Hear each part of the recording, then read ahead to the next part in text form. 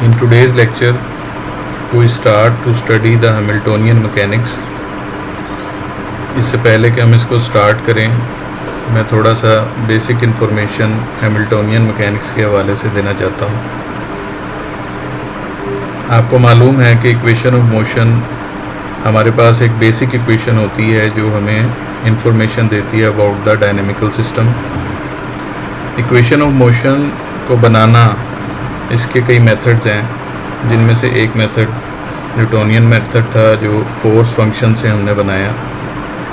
दूसरा मेथड जो हमने स्टडी किया वो लग्रांज इक्वेशंस ऑफ मोशंस थी। इन इक्वेशंस ऑफ मोशन में हम लग्रांज फंक्शन की हेल्प से इक्वेशन ऑफ मोशन बनाते हैं।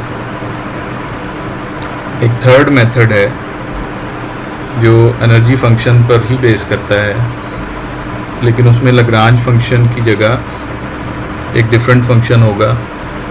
इस मेथड को हम हैमिल्टोनियन मैकेनिक्स कहते हैं। तो आज के लेक्चर में हम हैमिल्टोनियन मैकेनिक्स की बेसिस को स्टडी करेंगे। इन बेसिस में हैमिल्टन्स इक्वेशंस हैं।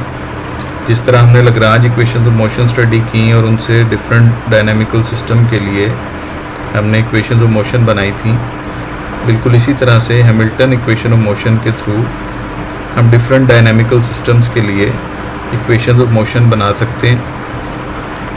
लेकिन उससे पहले हमें Hamilton equation of motion derive करना होगी। तो हैमिल्टन इक्वेशन की डेरिवेशन जिस प्रिंसिपल पर बेस करती है वो प्रिंसिपल्स ऑफ वेरिएशंस है, जो हमने इससे पहले स्टडी किया। तो प्रिंसिपल ऑफ वेरिएशंस जो है उसकी एक फॉर्म हम बनाएंगे जिसे हम हैमिल्टन्स प्रिंसिपल कहेंगे। जैसा कि आपको मालूम है कि प्रिंसिपल ऑफ वेरिएशंस एक जनरल मैथमेटिकल प्रिंसिपल था, उसको हम मैकेनिक्स की फॉर्म में लेकर आएंगे, यानी उसको मैकेनिक्स के किसी स्पेसिफिक फंक्शन के लिए लिखेंगे। तो उस प्रिंसिपल को फिर हम कहेंगे इंटीग्रल प्रिंसिपल या प्रिंसिपल ऑफ लीस्ट एक्शन या हैमिल्टन्स प्रिंसिपल, और ये प्रिंसिपल हमें हेल्प करेगा to derive the Hamilton's equations. तो ये सारा बेसिक थीम है आज के लेक्चर का। तो आइए इसको स्टार्ट करते हैं। इससे पहले कि हम हैमिल्टन्स प्रिंसिपल की तरफ जाएं और हैमिल्टन्स प्रिंसिपल के थ्रू हम हैमिल्टन्स इक्वेशंस को डिराइव करें, हम पहले स्टडी करेंगे लेजेंडर्स ट्रांसफॉर्मेशंस। ये एक बेसिक मैथमेटिकल ट्रांसफॉर्मेशंस हैं जिनकी हेल्प से भी हम हैमिल्टन्स इक्वेशंस को डिराइव कर सकते हैं। तो आज के इस लेक्चर में हम दो मेथड से हैमिल्टन्स इक्वेशंस को डिराइव करेंगे। पहला मेथड है एक मैथमेटिकल मेथड है जिसमें हम लेजेंडर्स ट्रांसफॉर्मेशन के थ्रू इक्वेशंस ऑफ मोशन को बनाएंगे, हैमिल्टन इक्वेशंस ऑफ मोशन को। और दूसरा मेथड हम प्रिंसिपल ऑफ वेरिएशन से इंटीग्रल प्रिंसिपल बनाएंगे और इंटीग्रल प्रिंसिपल की हेल्प से हम हैमिल्टन्स इक्वेशंस को डिराइव करेंगे। तो आइए पहले लेजेंडर्स ट्रांसफॉर्मेशंस को स्टडी कर लें। लेजेंडर्स ट्रांसफॉर्मेशंस एक थ्योरम की फॉर्म में मैं प्रेजेंट करूंगा आपके सामने, जिसे लेजेंडर्स थ्योरम कहा जाता है। लेजेंडर्स थ्योरम एक बेसिक मैथमेटिकल थ्योरम है। तो इसकी स्टेटमेंट को स्टडी करते हैं। स्टेटमेंट ये है कि let a function f which is a function of variables u1, u2 up to un depends explicitly on n independent variables ui, where I is from 1 to n. Let f be transformed to another function g, which is a function of variables v1, v2 up to vn, expressed explicitly in terms of a new set of independent variables vi, where I is from 1 to n, where new variables are connected to the old variables by a given set of variables, that we can obtain vi by the partial derivative of function f with respect to the variables ui, and the form of g function is given by g is a function of vi is equal to ui into v i minus f is a function of u i. तो हमारी इस statement में हमें एक function F given है जो कि function है यू आई वेरिएबल्स का। तो अगर एफ हमें गिवन हो तो हम उसको जी में ट्रांसफॉर्म करना चाहते हैं। तो जी फंक्शन है वेरिएबल्स वी आई का, where I is from 1 to n। तो बेसिकली हम एफ फंक्शन को जी में ट्रांसफॉर्म कर रहे हैं, जबकि हमें गिवन है कि जो वी आई वेरिएबल्स हैं, यानी जो वो वेरिएबल्स जिनका जी फंक्शन है, वो वेरिएबल्स ऑब्टेन किए जा सकते हैं पार्शियल डेरिवेटिव ऑफ एफ से विद रिस्पेक्ट टू यू आई। एक ये हमें गिवन है, दूसरा हमें ये गिवन है कि जी आई की जो फॉर्म है वो ये है। इस इक्वेशन के थ्रू हमें जी आई की फॉर्म गिवन है, यानी कि g i f g of v i f of u i से कैसे ऑब्टेन किए जा सकते हैं, वो इस इक्वेशन में हमें गिवन है। तो लास्ट स्लाइड में जो कुछ हमें गिवन था, अगर वो हमें गिवन हो तो हमें ये प्रूव करना है then the variables u i satisfy the dual transformation relations that ui can also be obtained by taking the partial derivative of g of vi with respect to vi। तो जिस तरह से vi जो है वो partial derivative of f से obtain किए जा सकते थे विद रिस्पेक्ट टू ui, इसी तरह से हमने ये प्रूव करना है कि ui वेरिएबल्स भी ऑब्टेन किए जा सकते हैं by the partial derivative of g of vi with respect to vi।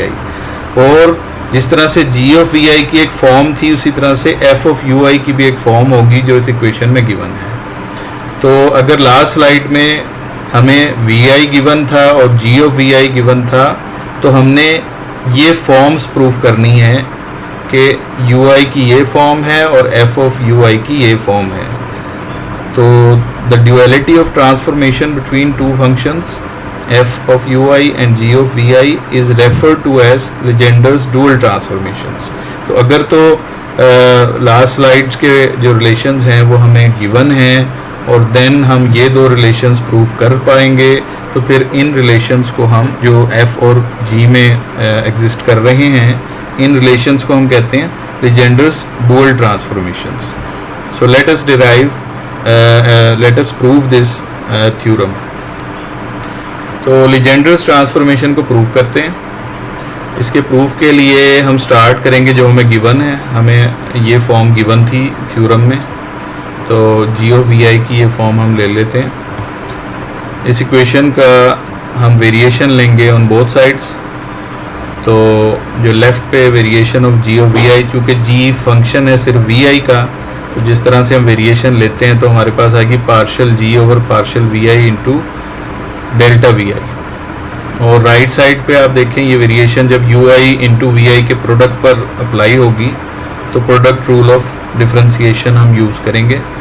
तो it will be u i as it is and the variation in v i plus v i as it is and variation in u i. And similarly जब ये variation function f of u i पे apply होगी तो फिर आएगा हमारे पास partial f over partial u i into delta u i. तो फर्दर आप देखिए कि जो ये दो टर्म्स हैं, लास्ट टू टर्म्स, इनमें डेल्टा यू आई अगर हम कॉमन ले लें तो हमारे पास ये आ जाएगा। अब इसमें जो ब्रैकेट्स के इनसाइड है वो ज़ीरो हो जाएगा, क्योंकि वी नो दैट हमें गिवन था कि v i is equal to partial f over partial u i, ये हमें गिवन था। तो इस गिवन थिंग को अगर हम यहाँ अप्लाई करेंगे तो ये ब्रैकेट में जो फंक्शन है ये सारा ज़ीरो हो जाएगा हमारे पास। So we are left with these two expressions. So हमारे पास ये आ गया, चूँकि डेल्टा वी आई आर्बिट्रेरी है तो ये कैंसिल आउट हो जाएगा on the both sides and we are left with u i is equal to partial g over partial v i. आपने देखा कि हमने ये एक्सप्रेशन यूज़ किया जो हमें गिवन था, वी आई के लिए हमें गिवन था, और हमने प्रूव कर दिया यू आई के लिए। तो इस तरह से एक पार्ट इस थ्योरम का प्रूव हो जाता है और second part is very simple. चूँकि हमें जी ऑफ वी आई गिवन था इस तरह से, तो इसको जस्ट रीअरेंज करें, एफ ऑफ यू आई को लेफ़्ट साइड पे ले आएँ और जी ऑफ वी आई को राइट साइड पे ले जाएं, तो ये सेकंड जो पार्ट है थ्योरम का वो भी प्रूव हो जाता है। तो हमने लीजेंडर्स थ्योरम को प्रूव कर लिया किस तरह से प्रूव किया कि हमने यूज़ किया गिवन थिंग्स को। ये हमें गिवन था एक्सप्रेशन और ये वी आई के लिए हमें एक्सप्रेशन गिवन था, तो हमने प्रूव किया यू आई के लिए एक्सप्रेशन और एफ के लिए एक्सप्रेशन। अब हम इस थ्योरम की एक्सटेंशन को देखते हैं। ये थ्योरम एक्सटेंड किया जाता है। सो एक्सटेंशन ऑफ लेजेंडर्स थ्योरम क्या है, इसको पहले स्टेट करेंगे और फिर प्रूव करेंगे। तो स्टेटमेंट ये है कि suppose that there is a further set of m independent passive variables where omega j are the passive variables and j is from 1 to m which are present in both f and g. The Legender's dual transformation is satisfied if and only if partial f over partial omega j is equal to minus partial g over partial omega j where j is from 1 to m.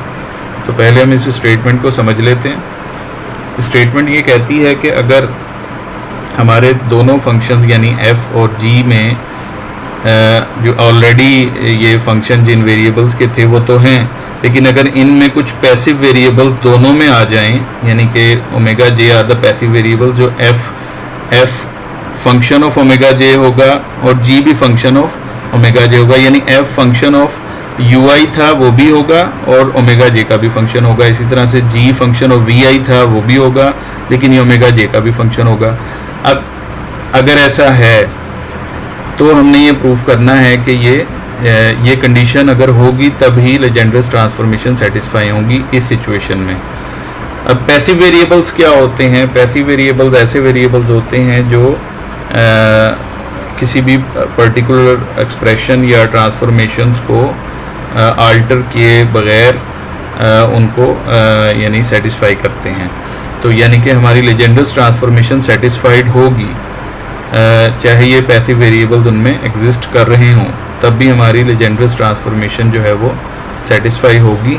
तो in passive variables को, यानी आप ये भी कह सकते हैं कि जिन वेरिएबल्स के लिए लेजेंडर्स ट्रांसफॉर्मेशन होल्ड कर रही है, जिनमें आपने पहले देखा कि वी आई और यू आई वेरिएबल्स थे, तो वी आई और यू आई वेरिएबल्स के अलावा जो वेरिएबल्स होंगे जो लेजेंडर्स ट्रांसफॉर्मेशन को आल्टर नहीं करेंगे, उन वेरिएबल्स को हम कहेंगे पैसिव वेरिएबल्स। तो अगर f और g में ऑलरेडी लेजेंडर्स ट्रांसफॉर्मेशंस के वेरिएबल्स vi और ui एग्जिस्ट कर रहे हैं, लेकिन उनके अलावा भी कुछ पैसिव वेरिएबल्स हैं जिनसे आपकी ट्रांसफॉर्मेशन आल्टर नहीं कर रही, तो उस सिचुएशन में अगर ये कंडीशन होल्ड करेगी तो उसी सूरत में आपके जो है वो लेजेंडर्स ट्रांसफॉर्मेशन भी होल्ड करेगी। ये हमने प्रूफ करना है। तो इसका प्रूफ देखते हैं। इसको प्रूफ करने के लिए हम कंसिडर करते हैं कि g is a function of vi तो ऑलरेडी भी था, लेकिन अब ये फंक्शन ऑफ ओमेगा j भी है, is equal to ui vi minus f of ui already भी था, लेकिन अब ये फंक्शन ऑफ ओमेगा j भी है, where i is from 1 to n and j is from 1 to m। तो हम इसका g का वेरिएशन लेंगे और राइट साइड पे जो एक्सप्रेशन है उसका भी हम वेरिएशन लेंगे। तो ये वेरिएशन जो है लेफ्ट हैंड साइड का, ये उसी तरह होगा जैसे फंक्शन ऑफ सेवरल वेरिएबल्स का हम वेरिएशन लेते हैं, यानी partial g over partial v i, पहले वी आई के विद रिस्पेक्ट होगा इंटू डेल्टा वी आई, और फिर partial g over partial omega, और फिर वेरिएशन इन ओमेगा जे होगा, एंड इज इक्वल टू, अब उसी तरह से यहाँ चूँकि ये प्रोडक्ट है तो इस प्रोडक्ट में हम इसको बाय जो डिफरेंशिएशन का प्रोडक्ट रूल है वो अप्लाई करेंगे, तो ये दो टर्म्स आएंगी मेरे पास। और इसी तरह से f पर जब ये वेरिएशन अप्लाई होगा तो दो वेरिएबल्स हैं तो फिर एक ये टर्म आएगी और एक ये टर्म आएगी हमारे पास। तो अब मैं ये कहता हूँ कि Legender transformation is satisfied provided this condition holds. ये आप इस एक्सप्रेशन में देखिएगा, आप देखें कि ये जो वी आई मैंने टर्म एक कलर में की हुई है और ये partial f over partial u i मैंने एक कलर में किया हुआ है, ये इक्वल होते हैं बाय लेजेंडर्स ट्रांसफॉर्मेशन। तो चूंकि वो होल्ड करवानी है हमने, तो इस वजह से ये दो इक्वल हो जाएंगे, यानी v i is equal to partial f over partial u i. तो ये प्लस और माइनस साइन के साथ ये कैंसिल आउट हो जाएंगे, दोनों टर्म्स कैंसिल हो गई। इसी तरह से आप यहाँ देखिए कि u i into delta v i है, और यहाँ ये उसी कलर में एक टर्म है delta g over delta v i into delta v i. तो आपको पता है लेजेंडर ट्रांसफॉर्मेशन में ui जो था वो इक्वल था partial g over partial vi के, तो चूंकि वो इक्वल था तो ये कैंसिल हो जाएगा इस टर्म से। तो हमारे पास जो टर्म्स रह गई हैं वो ये ग्रीन कलर की हैं, एक ये टर्म रह गई हमारे पास और एक ये टर्म रह गई ग्रीन कलर की। तो omega j's are arbitrary variable, therefore they can be cancelled out on the both hand sides. तो हमारे पास ये एक्सप्रेशन रह जाता है जो कि हमें प्रूव करना था, जो कि एक्सटेंशन थी लीजेंडर्स थ्योरम की। अब हम लीजेंडर्स ट्रांसफॉर्मेशन को अप्लाई करेंगे और हैमिल्टन इक्वेशंस को डिराइव करेंगे। तो let us apply Legendre's transformation on the Lagrangian of a system which is given by L is a function of qi dot and t। तो इससे पहले कि हम इस पर लीजेंडर्स ट्रांसफॉर्मेशन अप्लाई करें, हमें ये देखना होगा कि इसमें कौन से वेरिएबल्स को हमने एक्टिव लेना है और कौन से वेरिएबल्स को हमने पैसिव वेरिएबल्स लेना है। तो यानी हमने ये देखना है कि हमने किस वेरिएबल के लिए लीजेंडर ट्रांसफॉर्मेशन लिखनी है। So with qi dot as the active variables and qi and t as the passive variable. तो चूँकि आपको याद है कि g फंक्शन भी एक ही तरह के वेरिएबल्स का फंक्शन था यानी vi का, और f भी एक ही तरह के वेरिएबल्स का फंक्शन था यानी ui का। तो लग्रांज फंक्शन भी किसी एक वेरिएबल का फंक्शन हमें लेना होगा, बाकी पैसिव होंगे। तो हम यहाँ पर जो कंसिडर कर रहे हैं वो qi डॉट है जो कि एक्टिव है, यानी हमारी लीजेंडर ट्रांसफॉर्मेशन qi डॉट के लिए होंगी लग्रांज फंक्शन के लिए। So the dual variables of qi dot are given by generalize momenta. तो ये उसकी रीज़न है। आप सोच रहे होंगे कि हमने qi डॉट को ही क्यों एक्टिव वेरिएबल लिया है। तो उसकी रीज़न ये है कि हमें लग्रांज फंक्शन का partial derivative with respect to qi dot मालूम है, और वो क्या होता है, वो मोमेंटम होता है। ये हम पहले भी हमने डिराइव भी किया हुआ है लास्ट लेक्चर्स में। तो चूँकि हमें ये मालूम था इसलिए हमने ये फॉर्म बनाने के लिए qi डॉट को ही एक्टिव वेरिएबल लिया, ताकि हमारे पास एक एक्सप्रेशन जो है वो हमें गिवन हो सके। क्योंकि लीजेंडर ट्रांसफॉर्मेशन में दो एक्सप्रेशन होते हैं, गिवन होता है और एक हम दूसरा जो हमने प्रूव किया था, डिराइव किया था, वो था। तो ये इस वजह से हमने इसको qi डॉट को ही एक्टिव वेरिएबल यहाँ पर कंसिडर किया है। तो ये हमारे पास आ गया, ये जो पहली टर्म आ गई, ये उसी तरह का एक्सप्रेशन है जैसा हमने लीजेंडर ट्रांसफॉर्मेशन में लिया था। सो the dual function of the लग्रांजियन L is, अब लग्रांजियन L का जो डुअल फंक्शन होगा, जैसे वहाँ g और f थे, इसी तरह से यहाँ पर आप समझें कि ये जो L फंक्शन है ये यहाँ आ गया, ये f की जगह पर आ गया इस तरह से। तो यहाँ ऑब्वियसली प्रोडक्ट आएगा, फिर प्रोडक्ट किसका आएगा, उन दो एक्टिव वेरिएबल्स का जो ट्रांसफॉर्मेशन में इन्वॉल्व हैं। तो कौन कौन से एक्टिव वेरिएबल्स इन्वॉल्व हैं, एक तो pi है, ऑब्वियसली pi ही होगा, और एक qi डॉट होगा, जैसे यहाँ लिखे हुए हैं, ये दोनों से पता चल रहा है कि ये दो होंगे। तो हमारे पास pi इंटू qi डॉट आ गया और माइनस L फंक्शन आ गया। तो इसका जो दूसरा होगा, यानी अगर ये f है तो इसका जो g होगा वो ये लेफ्ट साइड पे होगा, इसको हमने h से रिप्रेजेंट किया है। ये जो h फंक्शन है, this h is a function of qi, pi and t is called Hamilton's function और the Hamiltonian of the system. जिस तरह लग्रांजियन ऑफ द सिस्टम है ये, इसी तरह से इसको हमने नाम दिया है हैमिल्टोनियन ऑफ द सिस्टम। अब आप सोच रहे होंगे ये qi, pi और t का फंक्शन है, तो ये कैसे है। तो इसकी रीज़न ये है कि आपने लीजेंडर ट्रांसफॉर्मेशन को अगर गौर से देखा हो तो आपको मालूम होगा कि उसमें अगर एक फंक्शन हमारा एक्टिव वेरिएबल qi डॉट का है, तो qi डॉट से हम दूसरा जो वेरिएबल है एक्टिव वेरिएबल वो हासिल कर लेते हैं। तो qi डॉट से जो दूसरा एक्टिव वेरिएबल हासिल हुआ वो pi है। तो इस वजह से जो दूसरा जो हमारा फंक्शन होगा उसका एक्टिव वेरिएबल होगा pi, और पैसिव तो वही होंगे जो उसमें थे qi एंड t, और इसमें भी थे qi एंड t, जैसे एक्सटेंशन ऑफ द थ्योरम में ओमेगा j थे। ठीक है, उसी तरह से हमने यहाँ पे लिया। तो ये हमारा हैमिल्टन्स जो फंक्शन है ये लग्रांजियन फंक्शन का डुअल फंक्शन बन गया थ्रू दिस एक्सप्रेशन। तो लीजेंडर ट्रांसफॉर्मेशन अप्लाई हो गई, where h is called the Hamilton's function of the Hamiltonian of the system, and the dual transformation फिर हमारे पास जो होगी चूँकि ये पी आई के लिए तो हमारे पास ऑलरेडी थी, ये हमने लिखी हुई है, तो इसकी जो डुअल होगी that is q i dot which is equal to partial h over partial p i.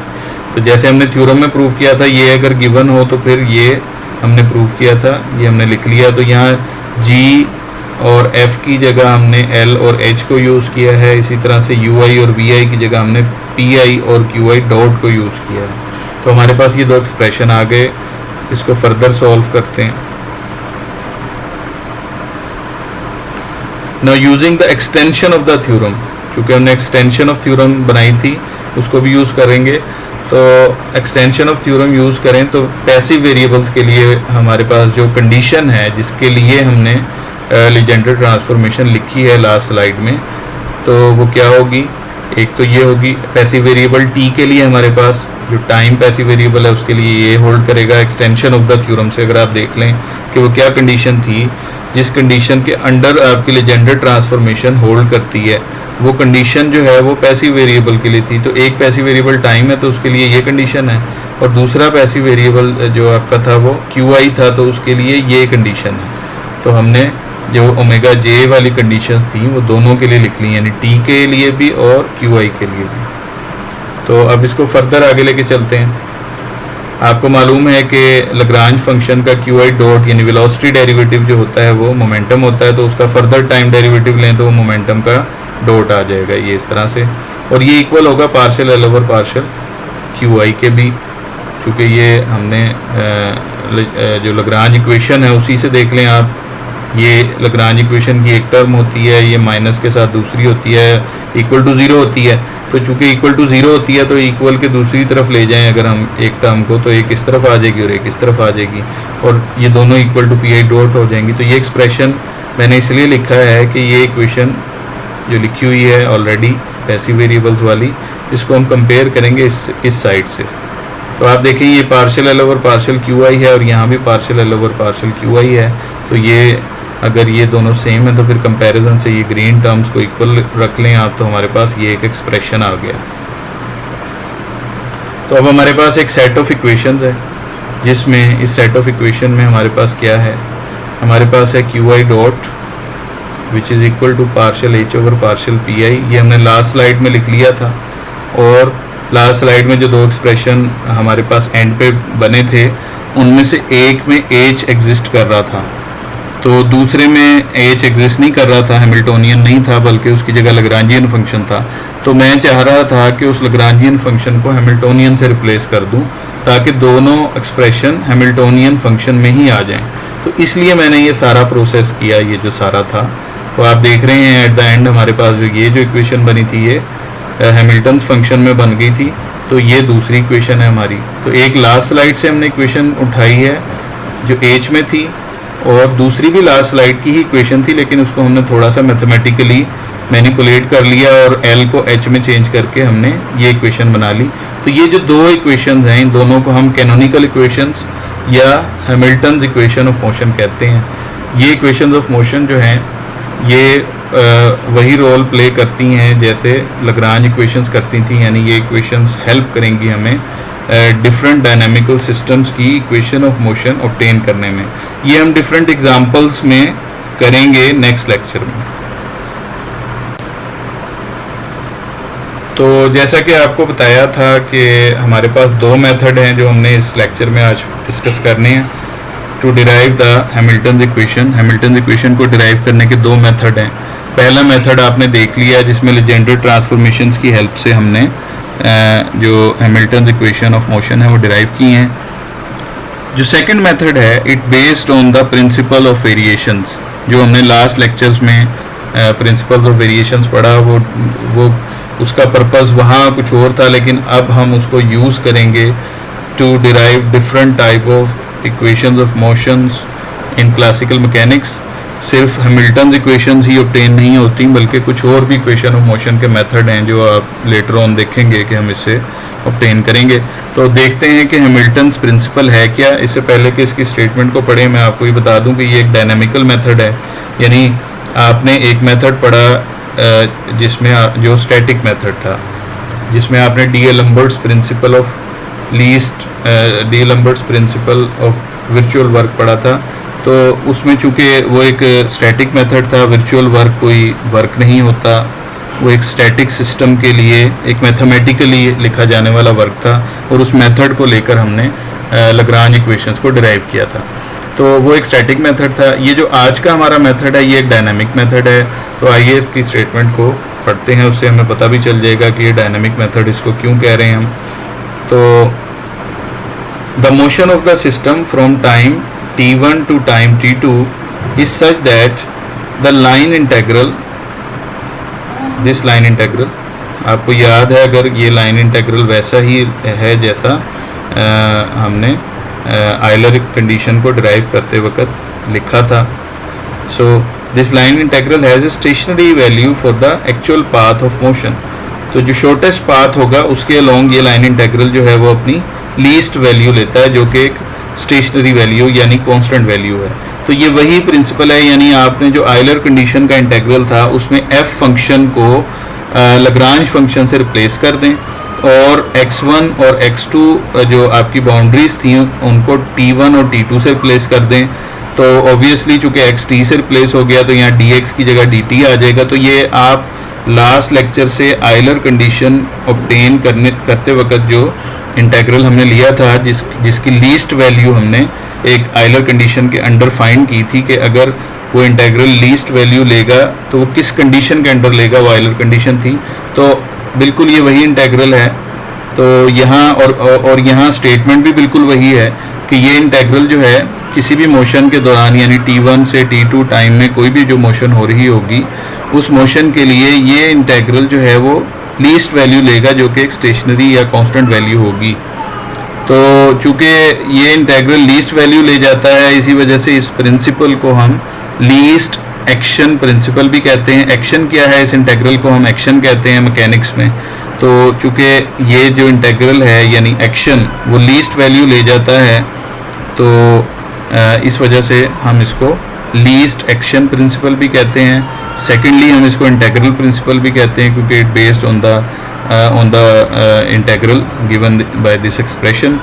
तो ये दो हमने इसके डिफरेंट नाम देखे हैं हैमिल्टन्स प्रिंसिपल के। The first one is the least action principle and the second one is the integral principal.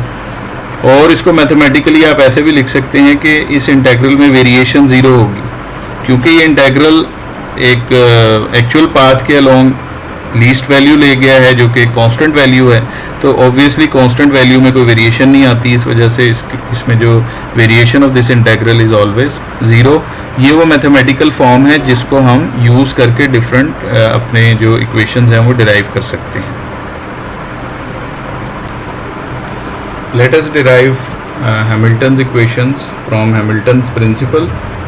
So first we take the principle of least action, which is given in this mathematical form.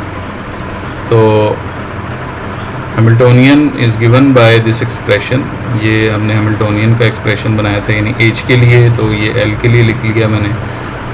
तो चूँकि मुझे यहाँ पर variation in Lagrange function चाहिए, तो मैं इस Lagrange function में वेरिएशन लूँगा ऑन बोथ साइड्स। तो this delta L is equal to, जब यहाँ वेरिएशन अप्लाई होगा तो यहाँ प्रोडक्ट रूल लगेगा डिफरेंशिएशन का, ये दो टर्म्स मेरे पास आएंगी। और जब एज पर लगेगा वेरिएशन तो फिर ये फंक्शन ऑफ सेवरल वेरिएबल्स है, दो वेरिएबल्स का फंक्शन है, तो फिर क्यू आई के विद रिस्पेक्ट भी होगा इंटू डेल्टा क्यू आई, और पी आई के विद रिस्पेक्ट भी होगा इंटू डेल्टा पी आई। तो इस एक्सप्रेशन में ये दो टर्म्स में प्लस और माइनस साइन के साथ लिख रहा हूँ, यानी ऐड और सब्ट्रैक्ट कर रहा हूँ सेम टर्म। तो इससे मुझे क्या हेल्प मिलेगी, ये दो टर्म्स ऐड और माइनस करने से, कि जो P i dot into delta Q I है और ये P I into delta Q i dot है, ये ब्लू टर्म्स, ये टोटल टाइम डेरिवेटिव बनाएंगी P I into delta Q I का। ये आप इसको अगर ओपन करें तो फिर ये दो टर्म्स आपके पास आ जाती हैं। और सेकेंडली डेल्टा क्यू आई और डेल्टा क्यू आई कॉमन निकाल लें आप, तो फिर आपके पास ये एक ब्रैकेट बनती है। और इसी तरह से अगर आप डेल्टा पी आई यहाँ से और डेल्टा पी आई यहाँ से कॉमन ले लें तो आपके पास ये एक ब्रैकेट बनती है। तो ये आ गया हमारे पास डेल्टा एल यानी वेरिएशन इन लग्रांज फंक्शन, अब चूंकि इसका इंटेग्रल भी है तो हम बोथ साइड्स पे इसके इंटेग्रल लेंगे, इस एक्सप्रेशन के बोथ साइड्स पे इंटेग्रल लेंगे between the limits t1 and t2। तो ये बोथ साइड्स पे जब हम इंटेग्रल लेंगे तो हमारे पास वेरिएशन इन इंटेग्रल आएगी इस तरह से, और डेल्टा एल लास्ट स्लाइड से हम सब्स्टिट्यूट करेंगे तो हमारे पास ये आ जाएगा। इसमें जो फर्स्ट टर्म है उसका चूँकि टोटल टाइम डेरिवेटिव था वो इंटेग्रल से ख़त्म हो जाएगा, तो हमारे पास ये एक्सप्रेशन आ गया from limits t1 to t2। अब जब ये लिमिट हम अप्लाई करेंगे तो डेल्टा क्यू आई t1 और t2 पे वैल्यूएट होगा, तो डेल्टा क्यू आई t1 और t2 दोनों पर ज़ीरो हो जाएगा। उसकी रीज़न ये है कि प्रिंसिपल ऑफ वेरिएशन में आपको याद होगा जब हम एक्यूरेट पाथ फाइंड कर रहे होते थे जिस पर आपका इंटेग्रल लीस्ट वैल्यू ले जाता है, तो फिक्स पॉइंट्स जो थे, जो हमारे दो पॉइंट्स थे जिनमें पाथ डिफाइन हुआ था, उन दोनों फिक्स पॉइंट्स पर वेरिएशंस जो हैं वो ज़ीरो हो जाती हैं। तो इस वजह से ये दोनों वेरिएशंस जो हैं वो ज़ीरो हो जाएंगी, और जब लिमिट अप्लाई करेंगे तो ये फर्स्ट टर्म जो है हमारी ज़ीरो होगी। तो हमारे पास रह जाएगा ये दो इंटेग्रल्स रह जाएंगे इस तरह से। फर्स्ट टर्म हमारी ज़ीरो हो गई, और हमारे पास ये डेल्टा आई जो है वो ज़ीरो होगा। उसकी रीज़न ये है कि आपका जो लीस्ट एक्शन प्रिंसिपल है आपका, वो ये कहता है कि variation in the integral is zero for the least value of the integral. तो ये हमारे पास ज़ीरो हो गई। तो अगर ये ज़ीरो होगी तो फिर ये इंटेग्रल जो है ये इंडिपेंडेंटली ज़ीरो होगा, और ये सेकंड इंटेग्रल जो है ये भी इंडिपेंडेंटली ज़ीरो होगा। तो चूँकि ये डिफरेंट आपका ये वेरिएबल्स पर है, ये क्यू आई वेरिएशन के साथ है, पी आई के साथ है, तो अगर ये इंटेग्रल ज़ीरो होगा तो फिर इनसाइड द ब्रैकेट्स ये सारा फंक्शन ज़ीरो होगा। तो अगर इसे ज़ीरो रखेंगे तो आपके पास ये फर्स्ट इक्वेशन आ जाएगी। इन द सेम वे ये सेकंड इंटेग्रल ज़ीरो होगा तब जब ये ब्रैकेट्स में फंक्शन ज़ीरो होगा, और अगर ये ज़ीरो होगा तो फिर आपके पास ये कंडीशन आएगी। तो ये जो दो कंडीशंस आपने बना ली डेल्टा आई को ज़ीरो करने के लिए, तो ये दो कंडीशंस जो हैं ये वही हैमिल्टन इक्वेशन हैं जो हमने लीजेंडर ट्रांसफॉर्मेशन से भी डिराइव की थी। तो ये हमने दो डिफरेंट मेथड से हैमिल्टन इक्वेशंस को डिराइव किया। ये इक्वेशंस जो हैं ये equation of motion for different dynamical systems जो हैं वो बनाने के लिए यूज़ होंगी। ये कैसे यूज़ की जाती हैं ये हम नेक्स्ट लेक्चर में डिस्कस करेंगे। Thank you. हमारा जो नेक्स्ट लेक्चर है उसमें हम हैमिल्टन इक्वेशंस को कंटिन्यू रखेंगे। आज के लेक्चर में तो हमने हैमिल्टन इक्वेशंस को डिराइव किया है, लेकिन नेक्स्ट लेक्चर में हम इसकी एप्लीकेशंस को स्टडी करेंगे कि ये अप्लाई कैसे की जाती हैं for the derivation of further equations and for the derivation of equations of motion of different dynamical systems, just like we studied in the Lagrange equations of motion। कि हमने जैसे Lagrange equation में एक method पढ़ा था कि किस तरह इक्वेशन ऑफ मोशन बनाते हैं, इसी तरह से हम डिस्कस करेंगे कि हैमिल्टन इक्वेशन को यूज़ करके किस तरह से इक्वेशन ऑफ मोशन को बनाया जा सकता है। याद रखिए कि equations of motions are always unique, वो तो एक सिस्टम के लिए यूनिक ही होंगी, लेकिन मेथड्स डिफरेंट हो सकते हैं। तो नेक्स्ट लेक्चर में हम हैमिल्टन इक्वेशंस को यूज़ करके डिफरेंट डायनामिकल सिस्टम्स के लिए इक्वेशन ऑफ मोशन को बनाना सीखेंगे। Thank you.